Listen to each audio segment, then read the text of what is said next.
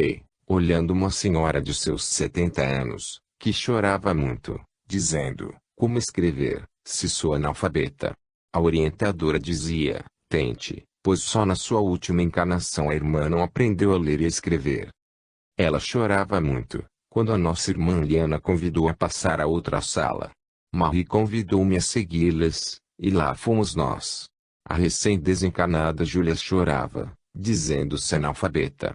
Liana fez adormecer e levou a outras existências onde ela conheceu as letras, teve cultura. Liana dizia, está vendo, Júlia, como você escreve com desenvoltura. E vários quadros foram passando na sua lembrança. Quando acordou, voltou à sala e bem devagar, ajudada pela orientadora e por Liana, iniciou uma carta, escrevendo com muita dificuldade. Pensei, o espírito faz um tremendo esforço, para depois a família dizer, esta mensagem não é da minha mãe, ela não sabia escrever. Olhava aqueles sofridos espíritos, ainda preocupados com as suas famílias, poderiam estar desfrutando das maravilhas espirituais, mas não. Estavam lutando para dizer aos que ficaram, estou vivo, preciso de preces. Não me chamem, por favor, não posso ajudá-los, porque preciso ser ajudado. Mas o encarnado não quer saber de buscar a verdade, basta o filho, o pai ou a mãe desencarnar, para a família transformá-los em santos. E coitado do médium, se disser que o filho está precisando de preces, porque quando o encarnado era dependente de drogas. Júlia sorria, pois já estava conseguindo escrever algumas palavras. Marie, logo Júlia irá até o médium encarnado e dará mensagens. Ainda não. Júlia fará muitos exercícios, e só quando estiver apta a escrever é que irá até o médium. Irmã, como é complicado. Mesmo existindo esta faculdade de mensagens mediúnicas, ainda se praticam tantos absurdos. Já imaginou se ela não existisse? Irmão, os encarnados julgam que no mundo espiritual tudo se resolve num piscar de olhos. Eu quero, e acontece. Se assim fosse, a nossa vida não teria sentido. Nós vivemos em nosso mundo, lutando para evoluir e encontrando oportunidades mil de aprendizado. Poucos médiuns são capazes de servir o plano espiritual nesta sublime tarefa de trazer para o plano físico notícias daqueles que partiram. Irmã, e aquele médium que manda a mensagem pelo correio? Ela sorriu. A verdade, Luiz, é um sol, que as nuvens da mentira são muito fracas para encobri-lo. A doutrina espírita luta pelo crescimento do homem e não aspira que multidões a busquem por curiosidade. Nessa procura de notícias, ainda encontramos médiuns que, sem critério, dizem estar recebendo este ou aquele espírito. Muitas vezes, o espírito de gente famosa está em dificuldade no plano espiritual, e o médium desequilibrado está recebendo e ele fazendo milagres. Irmã, um centro espírita bem orientado não deixa seus médiuns serem ridicularizados, não é mesmo? Na doutrina, há tantas coisas a serem feitas, tarefas que um bom médium pode realizar. Se ele for portador de uma boa vidência, pode informar a família o estado em que se encontra o espírito recém-desencarnado. Mas essas informações só devem ser dadas se o espírito estiver bem. Se não, fale apenas para orarem por ele, por se encontrar ainda no hospital da espiritualidade, em tratamento. Irmã, a mediunidade e psicografia é a que torna mais conhecido o médium que a pratica. Tem razão, mas um bom médium não está procurando ser conhecido. Um trabalhador de Jesus é como a pedra bruta do alicerce que sustenta a casa e nunca é valorizada. E o poste que sustenta os fios e as lâmpadas, sem ser louvado. É a raiz da árvore, que não é admirada. Desde que a criatura deseja aplausos, está em lugar errado. A doutrina espírita não é um palco de teatro, é um hospital de almas, é a seara do mestre, necessitando de reais trabalhadores. Naquele local, víamos os espíritos se esforçando, preparando-se para logo estarem em condição de mandar notícias do mundo onde vivem. Marie, quão grande é a responsabilidade de um médium que se aproxima de uma mãe, de uma esposa, esposo, para transmitir notícias daqueles que partiram. Luiz, tudo na doutrina requer bom senso. Os médiuns precisam se conscientizar de que por qualquer falha deles, Quem sofre os ataques é o espiritismo. Portanto, para não cair no ridículo, os médiuns precisam estudar sempre. Insisto nesse assunto, porque existem aqueles que julgam que, por terem 20, 30, 40 anos de doutrina, estão isentos dos estudos. A doutrina espírita é progressiva e infeliz do médium que se aposenta. Vemos, em algumas casas espíritas, médiuns antigos não desejarem fazer o estudo sistematizado da doutrina espírita, julgando que tudo já sabem. Tais pessoas ocorrem em grande erro, pois o estudo dá ao espírita um conhecimento maior, pois foi muito bem elaborado por grandes estudiosos.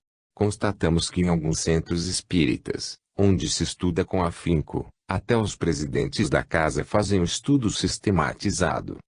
Antiguidade, Luiz, é que não pode existir na casa espírita, pois se o espiritismo deve acompanhar o avanço da ciência, porque alguns espíritas desejam ficar para trás. Marie, hoje constatamos muitas brigas em algumas casas espíritas. A causa, pessoas jovens, não aceitando crendices da diretoria antiga, que muitas vezes parou no tempo. Isso está acontecendo porque alguns espíritas estão se aposentando, por achar que já trabalharam muito na doutrina, e hoje só vão ao centro de vez em quando, deixando-o sem disciplina. Perguntamos, o que se deve fazer? É preciso que os diretores dos centros espíritas não se tornem caducos, mas que vivam sempre atentos à pureza doutrinária da casa, porque, quando menos esperarem, elas se verão sem condição de acompanhar aqueles que estudam, aqueles que caminham lado a lado com o progresso da ciência. Junto ao Livro dos Espíritos, constatamos que a doutrina está à frente da ciência, e que ninguém precisa ir atrás deste ou daquele líder religioso que parece ter encontrado o mapa da mina. A casa espírita não pode deixar as pessoas iniciantes lerem este ou aquele livro, sem qualquer orientação. Por isso o estudo sistematizado dá aos espíritas, nem vamos falar aos iniciantes, o que precisam saber sobre espiritismo. Criou-se, no meio espírita, o mito de que todos os que frequentam uma casa espírita têm de desenvolver a mediunidade. E, sem nenhum conhecimento doutrinário, encontramos médiuns conversando com Maria de Nazaré, recebendo Jesus ou todos aqueles espíritos conhecidos na doutrina, que assim se tornaram através do trabalho de médiuns conceituados. Um médium estudioso não cai no ridículo de ficar recebendo mensagem com o nome deste ou daquele espírito famoso. Sim, porque quem está iniciando não deseja receber o José, o Manuel ou o Antônio. Será que os espíritos de Sócrates, Bezerra, André Luiz ou Emmanuel exercitam médiuns iniciantes? Isso acontece por falta de conhecimento doutrinário. Irmã, nas outras religiões se comunicam os santos ou o próprio Espírito Santo. Por que só no Espiritismo eles não podem se comunicar? Eles podem, mas não em qualquer lugar, ou com médiuns sem preparo, iniciantes. Também alertamos para o perigo de alguns espíritas que julgam que no Espiritismo só se comunicam obsessores, opinião esta que se junta à dos inimigos da doutrina, que dizem que no Espiritismo só há espíritos trevosos. Quando falamos sobre o perigo das mensagens assinadas por nomes respeitáveis, é para resguardar os médiuns iniciantes do ridículo. Se todos aqueles que buscam a casa espírita encontrarem uma boa orientação espiritual, conhecerão o longo caminho da mediunidade sem queda. Sempre falamos, Luiz, que a mediunidade é como um botão de rosa, tem o tempo certo de abrir. Se tivermos pressa e tentarmos abrir a rosa a qualquer custo, ela se desfolhará. A fruta verde não tem sabor. O certo é esperar a hora certa de colhê-la. Quando madura, estará com o seu real sabor. Os iniciantes não podem ter pressa. Olhei mais uma vez aqueles espíritos, que buscavam aprender a difícil tarefa de se aproximar de um médium para mandar notícias da sua nova morada. Irmã, às vezes nos preocupamos muito com as mensagens dadas aos familiares, ansiosos por notícias. Médiuns sem critério dizem que o filho querido está sofrendo no umbral. Há também aqueles outros médiuns que, para agradar, dizem que o filho está comandando falanges de trabalhadores, e muitas vezes esses espíritos, quando encarnados, não tinham uma vida digna. O melhor é o médium se calar, quando não tem condição de ajudar. Todos passam por esses cursos de psicografia. Quase todos. Só não passam os grandes espíritos, de elevada evolução.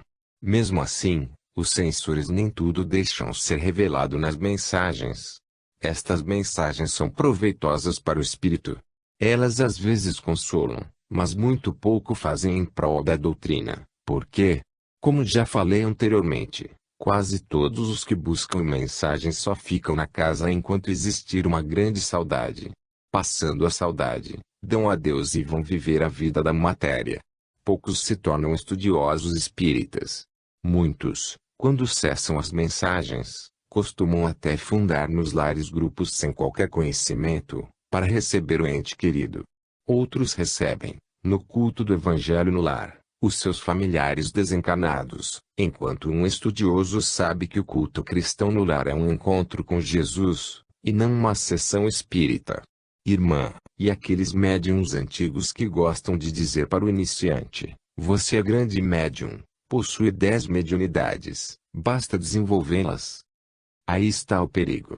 O iniciante julga-se dono dos espíritos e inicia a farsa, escreve, desenha, enxerga, materializa, e aí daquele que lhe disser que ele não tem todas essas mediunidades. Por que esses médiuns fazem isso? Falta de estudo. Simplesmente falta de estudo e de trabalho. Quando desencarnei, Marie, tive uma vontade imensa de dizer aos meus pais que estava vivo. E só o consegui com o consentimento da espiritualidade, tudo dentro de uma disciplina, conforme está no livro Mundo que eu encontrei. Até a médium foi consultada para fazer o trabalho, vindo a aceitá-lo. Complicado, não? A pureza da doutrina está na consciência de cada espírita.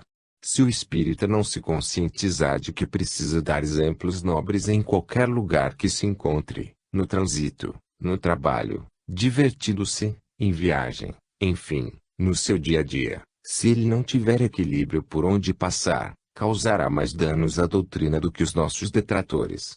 Compreendi, Marie. Você se refere àqueles espíritas que falam dos espíritos em todos os lugares onde se encontram. Se está alguém fumando, ele diz, o fumo faz mal. Se alguém tomar uma bebida, ele critica, enfim, joga palavras fora. O maior doutrinador que já passou pelo mundo físico, Jesus Cristo, mais exemplificou do que falou. Ninguém vai entender a grandeza da doutrina espírita, apenas nos ouvindo no local do nosso trabalho ou nas reuniões sociais.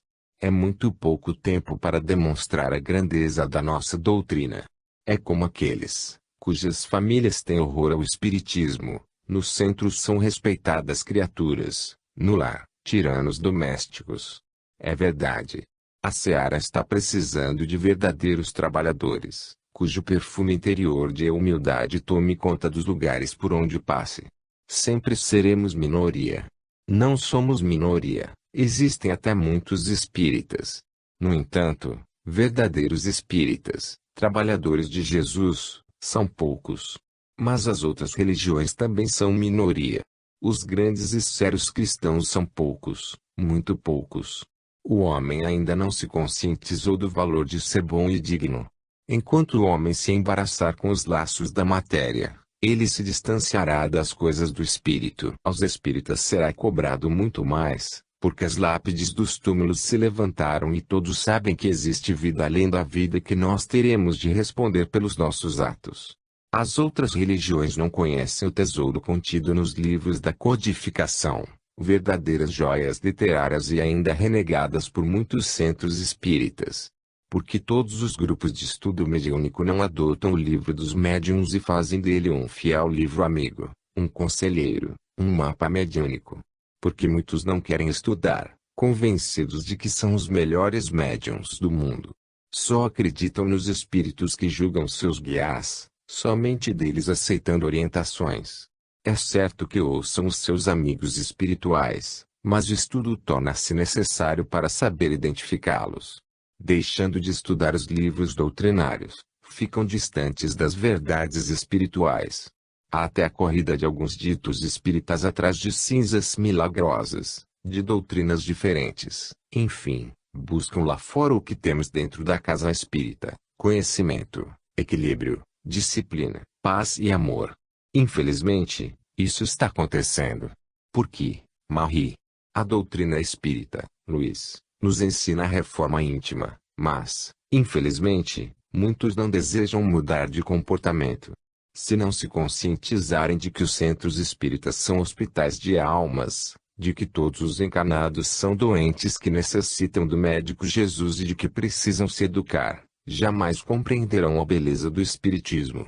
Muitos ainda vão às casas espíritas em busca de milagres e eles não existem, é o que nos ensina a verdade contida na codificação. Marie convidou-me a nos retirarmos, mas ainda dei uma olhada naqueles espíritos preparando-se para saber digitar as teclas de um telefone chamado médium psicógrafo. Fui saindo, pensativo, quando Marie me falou: Luiz, é muito triste o que estamos presenciando no mundo físico. Pessoas dignas deixando-se envolver pelo fanatismo religioso. Irmã, tenho tratado nos livros desses infelizes casos e com pesar vejo que eles estão aumentando. Capítulo 10. A imposição das mãos. Enquanto andávamos, encontramos Honor, o lanceiro de Maria, presta serviço em algumas casas espíritas, nas cabines de passes. Como vai, Luiz? Que Deus, nosso Pai de bondade, fortaleça seus passos nas estradas da responsabilidade com os livros espíritas. Abracei o querido amigo, demonstrando toda a minha admiração. Irmão, foi muito bom reencontrá-lo. Desejava mesmo fazer-lhe algumas perguntas. Se estiverem ao meu alcance, responderei com todo o prazer. Pode falar alguma coisa sobre o passe? Luiz, o céu, às vezes, nos parece muito distante, somente porque desejamos voar.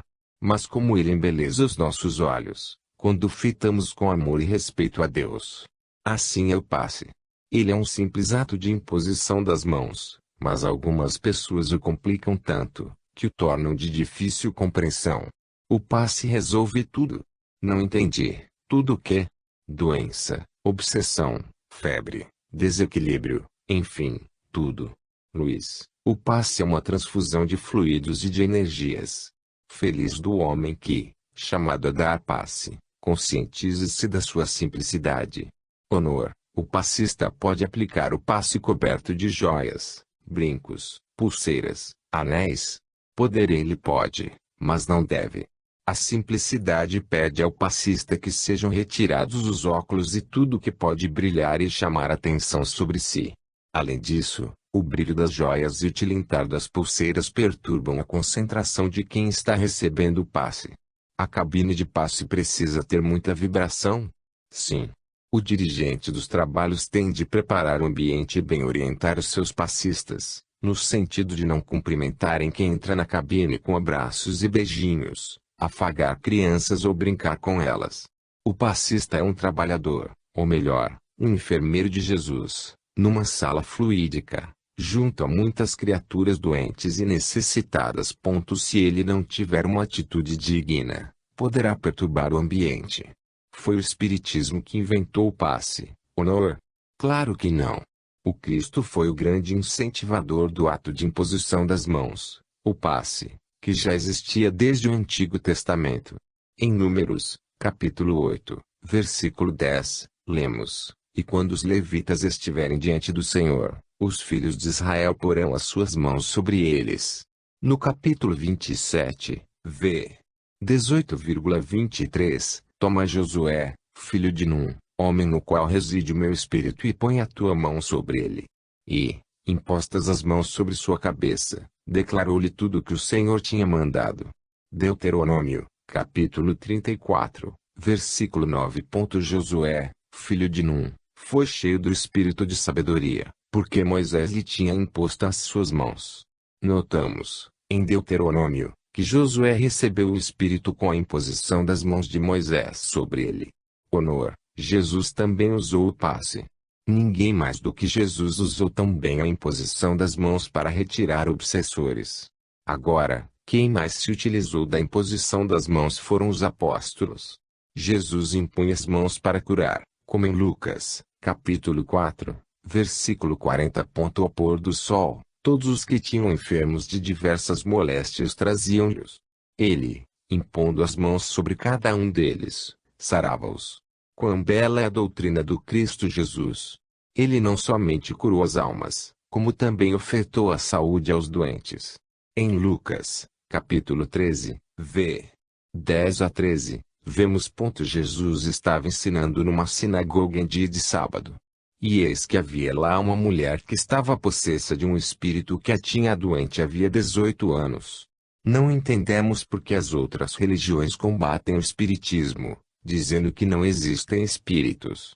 Aqui, nesta passagem, Jesus usa as suas mãos para livrar da obsessão uma mulher que sofria a influência dos espíritos há 18 anos. Andava encurvada e não podia absolutamente levantar a cabeça. Jesus, vendo-a, chamou e disse-lhe: Mulher, estás livre da tua enfermidade. E impôs-lhe as mãos, e imediatamente ficou direita, e glorificava a Deus. Os apóstolos também usavam a imposição das mãos, honor. Sim, e muito, como nas seguintes passagens. Atos, capítulo 6, versículo 6. Apresentaram-nos diante dos apóstolos, os quais, depois de terem orado, impuseram-lhes as mãos. Atos, capítulo 8, v. 17 a 20. Então impunha-lhes as mãos, e recebiam o Espírito Santo. Quando Simão viu que se dava o Espírito Santo por meio da imposição das mãos dos apóstolos, ofereceu-lhes dinheiro, dizendo: Dá-me também a mim este poder, a fim de que todo aquele a quem eu impuser as mãos receba o Espírito Santo. Pedro, porém, disse-lhe: O teu dinheiro pereça contigo, visto que julgaste que o dom de Deus se pode adquirir com dinheiro. Que lição! Só aqueles que tiverem coração puro terão condição de transmitir um bom passe. Atos, capítulo 19, versículo 6. E tendo-lhes Paulo imposto as mãos, veio sobre eles o Espírito Santo e falavam línguas e profetizavam. Honor. Os detratores do Espiritismo não estudam esses fatos. Quando desejamos acusar alguém, o fazemos porque somos imperfeitos, e a imperfeição da alma não deixa que o bom senso se manifeste. Eles nada analisam, Luiz, só desejam atacar o espiritismo. O médium passista às vezes julga a sua tarefa tão pequena. Aí é que se encontra a humildade.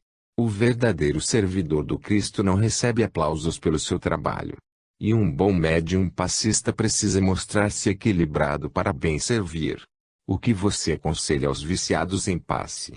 Luiz, as casas espíritas precisam orientar os seus frequentadores no sentido de que não devem abusar dos passes magnéticos, pois nem para tudo eles servem. O que quer dizer, nem para tudo eles servem. Por exemplo, o passe não cura a falta de educação de criança, assim como algumas dores, onde o doente tem de ser medicado, e vários outros casos. Entendi. Esse recado é para os passes, não é mesmo? E para alguns médiuns que fazem os cursos de passe sempre se dizem imperfeitos e incapazes de aplicá-lo, mas adoram recebê-lo a toda hora.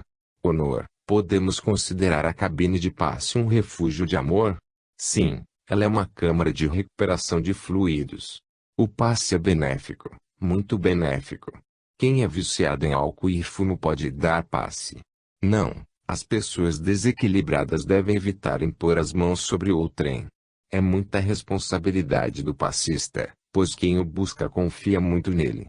Honor, então poucos podem aplicar passes. Não, Luiz, não pensamos assim. Mas não se concebe um espírita viciado em fumo e álcool, comida e tóxico. Portanto, quem chega à doutrina tem de jogar fora os adereços da sua fantasia materialista. O espírita está na doutrina para se tornar bom. Quem se diz espírita tem de sê-lo de fato. Como podemos falar do Cristo e não seguir o seu evangelho? Como falar em doutrina e não estar preparando a nossa veste nupcial? Por isso há tão poucos trabalhadores em certas casas espíritas. Honor. A disciplina espírita deve ser seguida, mas ela espanta os falsos, os fracos e os incapazes de lutar pela própria evolução. Honor. É certo ministrar o passe usando óculos, ou se deve retirá-lo? Os óculos realmente atrapalham? Sim. Até para orar deveríamos retirá-los, porque sem eles ficamos mais à vontade. Vemos muitos médiuns aplicando passes cobertos de joias, óculos e tudo o que tem direito. Cada casa segue uma orientação.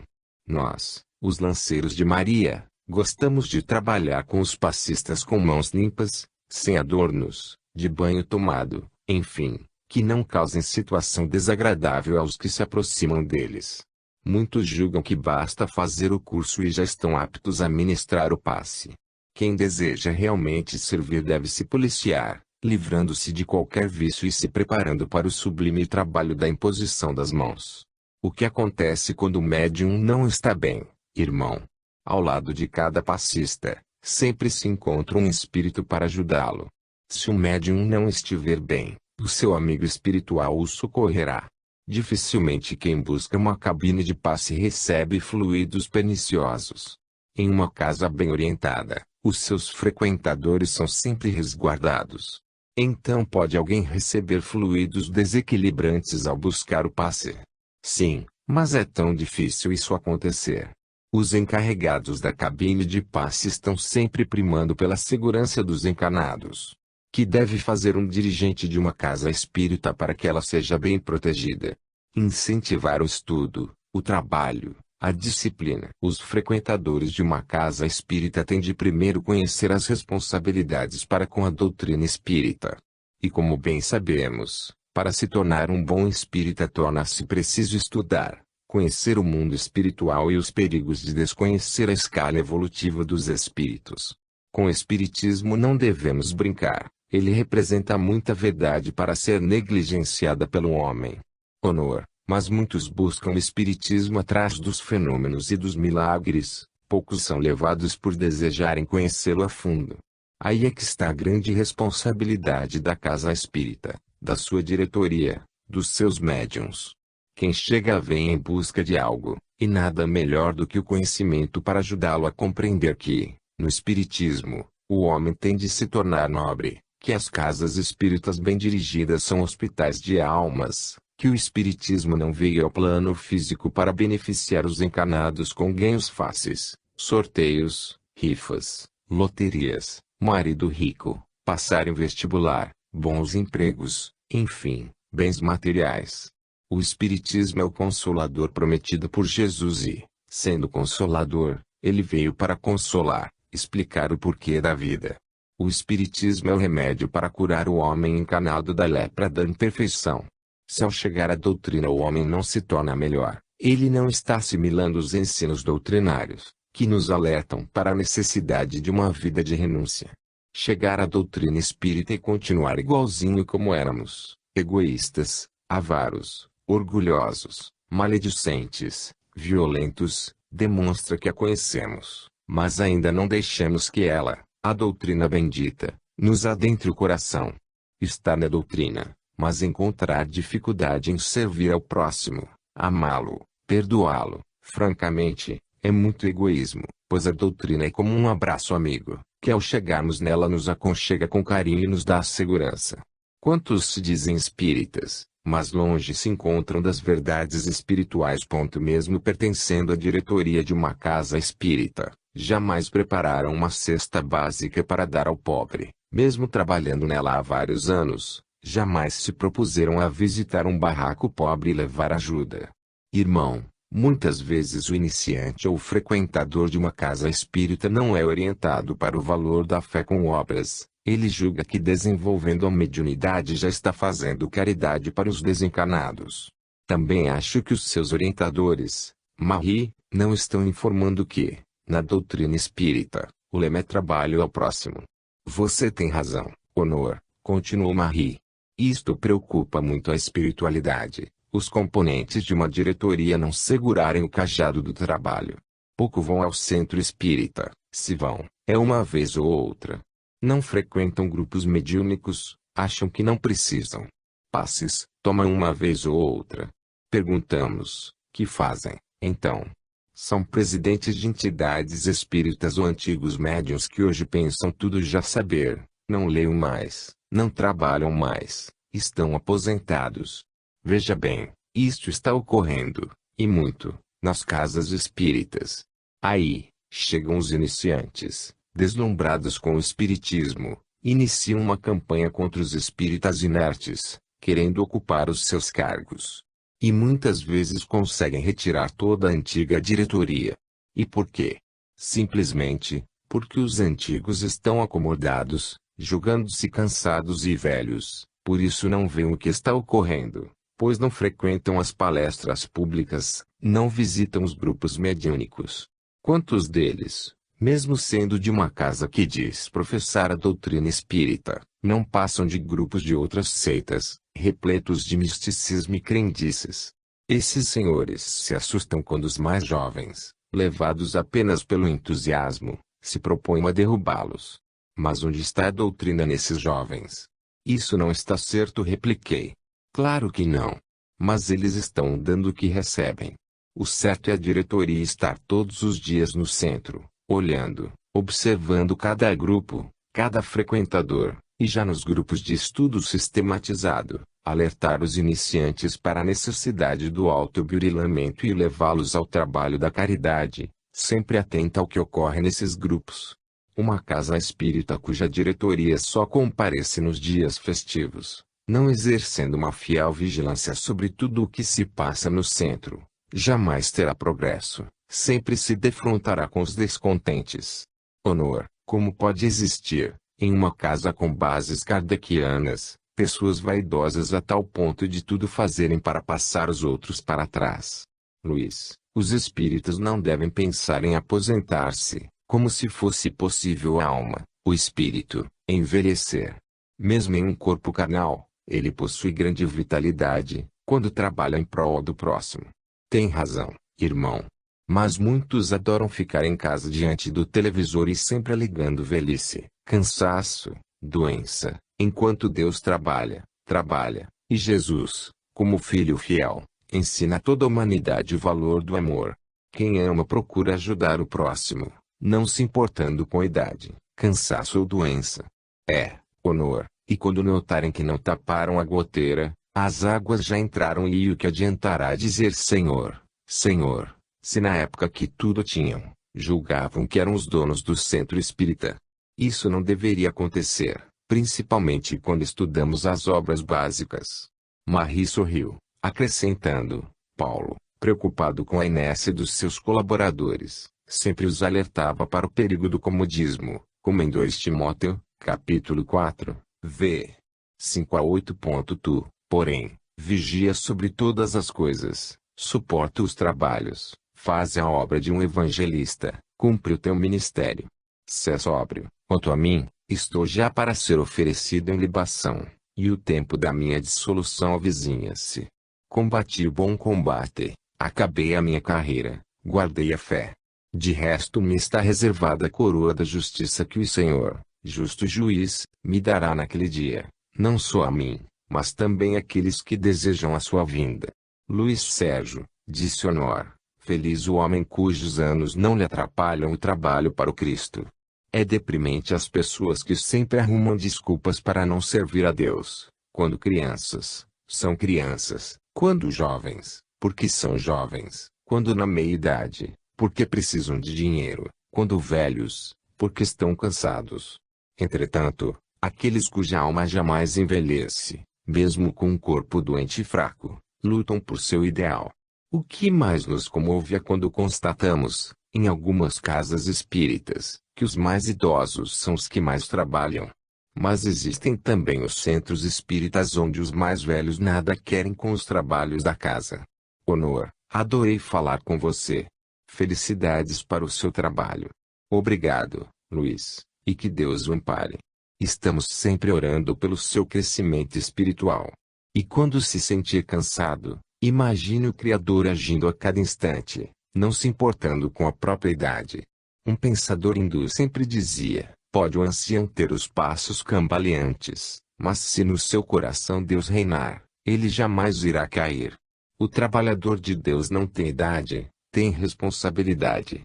A velhice não existe, quando é o espírito quem domina a matéria. Quem vive reclamando da própria velhice tem tempo para observar o envelhecimento.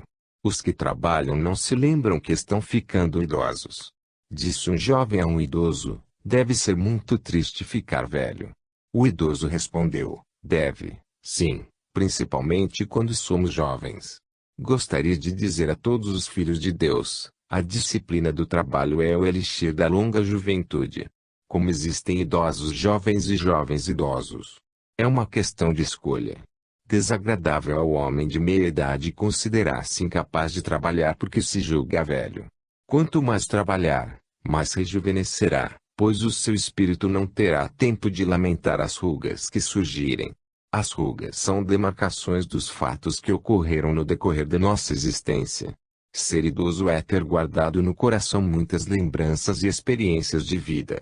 O idoso já andou muitas léguas, e feliz aquele que deixou durante a caminhada para os mais jovens muitos belos exemplos. O ancião e o jovem são filhos de Deus, lutando pela perfeição. A mão enrugada do ancião afagou a mão do jovem e ambas cantaram uma canção de respeito. O jovem que não respeita os mais velhos está caminhando para o futuro sem bagagens. Quando jovem, perguntei ao meu pai, o que faço para não envelhecer? Ele, sabiamente, respondeu-me, deixe de viver os momentos bons e maus que nos levam ao futuro. Gosto da minha velhice, ela me oferece momentos de felicidade chamados lembranças. Honor, todos esses pensamentos são de Okage? Sim, Luiz. Ele é nosso pai, irmão, amigo, nosso sol, grande alma. Honor, você também é uma grande alma. Menino Luiz Sérgio, somos apenas um grão de areia que, dia após dia, recebe de Deus a luz da vida. Marie despediu-se de Honor e foi ganhando caminho. Cheguei bem perto dele, reclinei a cabeça e disse, benditos sejam os leais amigos, e você é um deles. Já estávamos a caminho, quando olhamos para trás. Honor continuava nos acenando e junto a ele Nari, outro lanceiro de Maria. Obrigado, amigos, fiéis companheiros, com quem contamos sempre e acenei aos dois. Capítulo 11. Alma animal. As tendências do espírito. Permanecemos calados por um bom tempo, até que Marie iniciou a conversação. Luiz, na Terra já tivemos grandes espíritos encarnados. É que a humildade deles os manteve ocultos, não é mesmo? Tem razão, amigo. Graças a eles, a Terra caminha para a regeneração. Marie, este lugar é muito lindo. Adoro sentir o perfume das flores, das matas. Quando olho os três reinos da criação, reverencio a Deus por toda a sua sabedoria. É muito difícil para um estudioso de doutrina estudar a escalada do espírito. Já tratamos do assunto. Mas olhando essas pedras vem na minha mente a indagação, nelas estão espíritos em formação, como estão nas pedras do mundo físico. Não exatamente como no mundo físico. O espírito em formação necessita de uma matéria mais condensada. E aqui, no mundo espiritual, a matéria é mais etérea. E no mundo espiritual que o espírito em formação passa por pouco tempo nas espécies intermediárias. Explique-me, Marie, por favor. Luiz, somente no mundo espiritual é que o espírito, em formação, passa por algumas espécies intermediárias. Irmã Marie, já foi explicado esse assunto tão sério, mas acho que ainda não ficou bem claro. Pode elucidar melhor? Sim.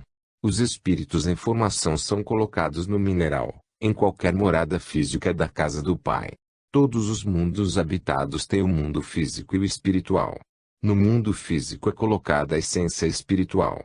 Daí, quando ela se desmaterializa é retirada a essência espiritual e levada para o mundo espiritual. Logo ela é levada ao laboratório, depois passa pelas espécies intermédias, indo após para outro reino. As flores e os animais da espiritualidade têm uma vida espiritual mínima. Se nos basearmos na contagem das horas do mundo físico, as essências demoram muito no mineral do mundo espiritual. Por que isso acontece? Deus não favorece somente os filhos já formados, Luiz. Ele tem complacência pelos nossos irmãos menores. E por que só os espíritos formados dos homens têm o direito de se sentirem libertos da matéria física? Porque o homem tem a sua individualidade, Luiz. O animal, após o seu desencarne, também possui a sua individualidade, só que não detém ainda a consciência de si mesmo. Quer dizer, Marie, que há nos animais um princípio independente da matéria. Sim, pois é exatamente isso que nos esclarece o livro dos Espíritos, em sua questão 597, pois que os animais possuem uma inteligência que lhes faculta certa liberdade de ação, haverá neles algum princípio independente da matéria. Que sobrevive ao corpo. Compreendo. É este princípio que, trazido para o mundo espiritual, são as pedras, os animais e as flores. Então aqui estão essas essências enfeitando a natureza com seus perispíritos. Já foi explicado que não devemos chamar de perispírito. Na questão 597.a do Livro dos Espíritos, narra Kardec, será esse princípio uma alma semelhante à do homem? É também uma alma, se quiserdes, dependendo isto do sentido que se dará a esta palavra. É, porém, inferior à do homem. Há entre a alma dos animais e a do homem distância equivalente a que me dê entre a alma do homem e Deus. Marie, por favor, desde que comecei a estudar na universidade, fiquei sabendo que os animais, as pedras e os vegetais não têm perispírito e que são formas que enfeitam os mundos espirituais. Eles têm perispíritos em formação, e não perispíritos iguais aos do homem. Lembra-se, Luiz, de que no perispírito do homem existem os centros de força, onde estão alojados os laços. Se o irmão olhar bem, verá que nestas espécies não existe centro de forças e sim uma sombra sem brilho. Tem razão, é um perispírito em formação, bem primitivo. Sabe, Marie, é como se fosse a sombra do encarnado quando projetada contra a luz. Sombra, apenas sombra, e não perispírito. O Livro dos Espíritos explica muito bem, é também uma alma, se quiserdes, dependendo isto do sentido que se dará a esta palavra. É, porém, inferior à do homem. Há entre a alma dos animais e a do homem distância equivalente a que me dê entre a alma do homem e Deus. Marie, quanto mais se estuda, mais se aprende. Kardec sempre nos ensina que o espírito encarnado é chamado alma. E agora, estudando sobre as essências espirituais dos três reinos, constatamos que o perispírito em formação também é chamado de alma, quando está vestido de um corpo físico no reino animal. Os elementos que revestem as essências, não podemos chamá-los de perispírito, porque ainda são perispírito em formação, como também não podemos chamar de espírito o princípio inteligente dos animais. O princípio inteligente dos animais, que sobrevive ao corpo, é inferior ao espírito do homem, e é o que os individualiza, como seres que são. Só que os animais são espíritos em formação, e os homens, espíritos formados. Fácil, Marie, muito fácil. Apesar de ter brincado com Marie, pensava, como é difícil compreender a problemática da vida, isto é, a evolução das espécies. Ela, vendo-me pensativo, indagou, preocupado, irmão. Algo não compreendeu? Não se trata de preocupação, Marie, estou pensando na importância da vida do homem. A ele não se concede o erro, porque é importante como obra de Deus. Quanto tempo a essência espiritual levou até chegar ao estado de espírito livre? Vimo-nos como animal, quando o nosso princípio inteligente não gozava do livre-arbítrio para poder escolher a espécie a encarnar. Sim, porque essa escolha não existe. Os animais apenas acompanham a lei do progresso. Eles caminham também em direção a Deus. Toda a evolução do animal decorre pela ordem natural das coisas. Não possuindo ainda a consciência, o livre-arbítrio, não passa pelo processo expiatório, pois ignora a existência de Deus. Marie, mesmo o animal vivendo num mundo superior, é igualzinho aos da Terra. Claro, não importa onde vive o animal, as flores ou as pedras. A diferença, voltamos a dizer, é em relação aos homens que com eles convivem, nos três reinos. O ser humano deve conscientizar-se da sua importância como espírito criado por Deus e buscar forças nele, pois o homem é superior ao animal, porquanto já possui a intelectualidade e a moralidade, transmitidos pelo espírito. À medida que o espírito vai se espiritualizando, também se distancia da matéria bruta e se eleva cada vez mais. Marie, podemos chamar de espírito o princípio inteligente dos animais?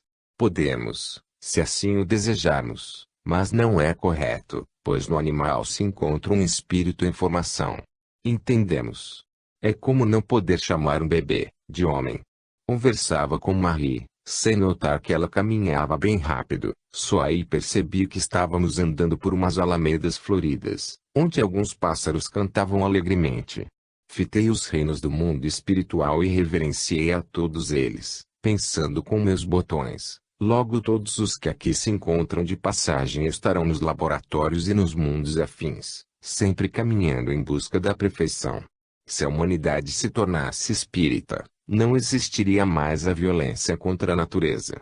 O que faz o homem destruir o que o ser quer é a sua ignorância, e nada melhor do que doutrina para elucidá-lo, fazendo-o compreender sua responsabilidade para com os nossos irmãos menores.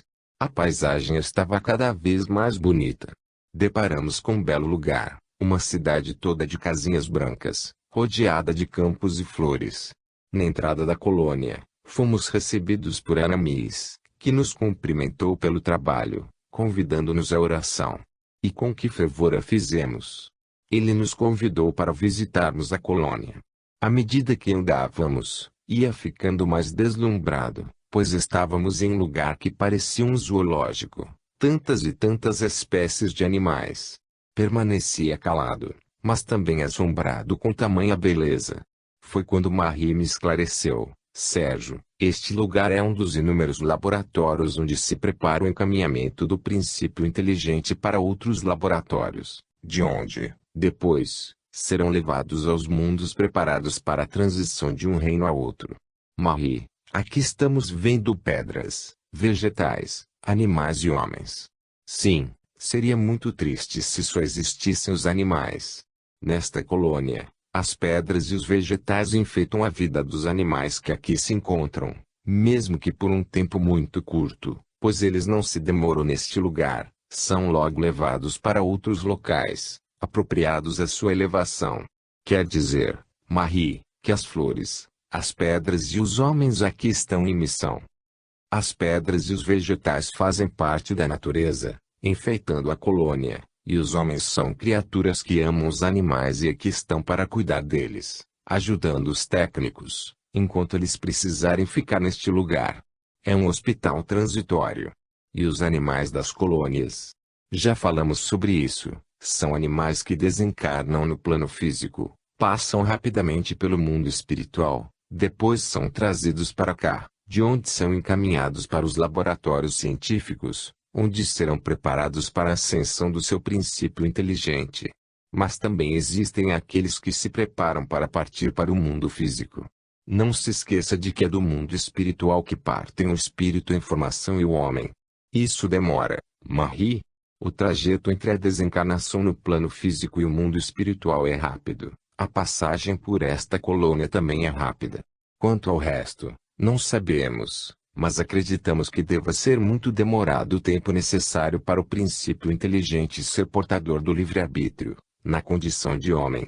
Quais são os espíritos que têm acesso a esses laboratórios imundos onde a essência é preparada para o estado de espírito formado? Somente os espíritos sublimados, os prepostos de Deus. Os espíritos que atingiram a pureza após terem falido também podem ajudar esses nossos irmãos. Não, não podem. Somente os espíritos sublimados, aqueles que tornaram-se puros sem jamais terem falido. Marie, podemos nos aproximar de um dos trabalhadores desta colônia, aquela irmã que ali se encontra, por exemplo? Sim, vamos até ela. Quando nos aproximamos, a irmã Lúcia Terezinha nos sorriu, dizendo: sejam bem-vindos. A irmã gosta muito de animais, não é mesmo? Sempre adorei cuidar deles, e agora que Deus me ofertou este trabalho, tudo faço para bem realizá-lo. Notei que a irmã conversa com eles e parece até que eles a compreendem. Compreendem de acordo com as suas possibilidades. O animal é animal em qualquer mundo onde esteja vivendo. Conversamos com eles e eles sentem que são amados por nós, mas não passa disso. Nesta colônia, eles ouvem mais os homens, mas o princípio inteligente deles ainda continua sendo de animal, de um espírito em evolução. Pensei que os animais daqui entendessem melhor o homem. Irmão, eles só mudam de reino depois de uma longa caminhada. Acreditamos que existem várias escalas e grandes mestres no trajeto da evolução do espírito, mas ainda desconhecemos esse trabalho divino, dada a nossa imperfeição. Aqueles chegam, mas logo partem em busca da consciência. Irmã, e quantos homens, espíritos formados, estão violentando a consciência, um troféu que o espírito lutou tanto para ganhar. Tem razão. Esses homens julgam que não pediram para nascer no mundo físico, pois acreditam terem sido criados no momento da concepção. Devido a essa ignorância não se respeitam e jogam a encarnação fora, não se importando com a perfeição. Por julgarem que não têm responsabilidade para com a vida, eles não buscam amar o Criador. Enquanto a humanidade desconhecer a escalada do espírito, faltará amor na terra. À medida que o homem compreender o tempo que já levou o seu espírito para chegar à condição de homem, ele irá refletir e iniciar a luta para tornar-se melhor. Uma bela cadela, chamada Flor, chamou-me a atenção, pois nela senti uma vibração de amor. O que esse cão tem de diferente? Indagamos a Lúcia. O irmão notou o magnetismo da Flor. Perguntou, sorrindo. Sim. Porque ela é portadora desse magnetismo. Muito simples, irmão. É que todos os dias o seu antigo dono ora e ora pelo seu crescimento. O seu dono é espírita. Sim, e por isso implora a Deus que proteja sua Flor. Irmã, isso vai ajudá-la. Deus seria injusto se só tivessem acesso à escalada evolutiva os animais que foram amados quando encarnados. A vibração amorosa só ajuda a Flor a se sentir envolvida por fluidos salutares, que muito prazer lhe dão. Só isso. Irmã, então se nós vibrarmos em direção à tulipa, a querida cadela que tínhamos, quando encarnado, ela receberá nossa vibração de amor e saudade, não importa onde esteja. Luiz, o homem deve tudo fazer para não ser envolvido por vibração negativa. Onde quer que estejamos, recebemos as vibrações a nós dirigidas, e feliz aquele que só recebe fluidos positivos. Onde a sua tulipa estiver, ela sentirá as vibrações do seu amor e da sua saudade. Mesmo se ela já tiver passado de um reino para outro. Sim, não importa. A vibração de amor é um presente que os espíritos encarregados da nossa evolução sempre entregam ao verdadeiro dono. E as más?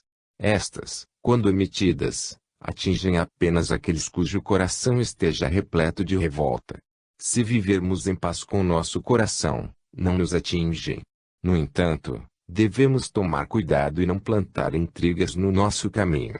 Irmã, ninguém vibra contra um animal? Vibra, sim, aqueles, por exemplo, que possuem alguém da família vítima de um animal. E estas vibrações o atingem? Não, pois os espíritos o isolam, mas esse animal também não recebe as boas vibrações, pois foi violento. E isto os prejudica? Não. A vida nos três reinos é semelhante à vida das crianças. Quando atingem a maioridade está escrito no seu livro, nada consta, ainda bem, porque assim já existiria a cobrança desde cedo. Irmã, é impressionante como existe animal violento e outros tão bonzinhos. Perdoe a minha ignorância, mas sempre indago uma coisa: o princípio inteligente da cobra poderá tornar-se um bom homem? Claro, Luiz. O fermento de um bolo não se torna imprestável se o bolo solou ou queimou. O princípio espiritual caminhará, não importa que indumentária vestir, importa, sim, quando atingir a maioridade e for levado ao paraíso, o momento do término de uma etapa de vida, onde receberá um diploma chamado livre-arbítrio, ou consciência. A cobra de hoje pode tornar-se o santo de amanhã. O pássaro de hoje poderá tornar-se o assassino de amanhã. O perigo é quando ele ganha o poder e recebe a carta de alforria, a sua liberdade, e sente-se igualzinho a um adolescente, que se deslumbra com a liberdade e a vida. Aí é que mora o perigo. Ele buscará as boas companhias ou sairá em busca da vida, do orgulho ou do egoísmo. Aí é que tem início o afloramento das tendências. Irmã, pode nos explicar melhor as tendências? Como as adquirimos? Muito simples. As tendências são do espírito, que as cria na sua consciência. É como se colocássemos várias crianças e lhes mostrássemos várias coisas, e no final perguntássemos a cada uma delas do que mais gostaram. Teríamos as mais variadas respostas. Algumas nem perceberiam o que acontece à sua volta.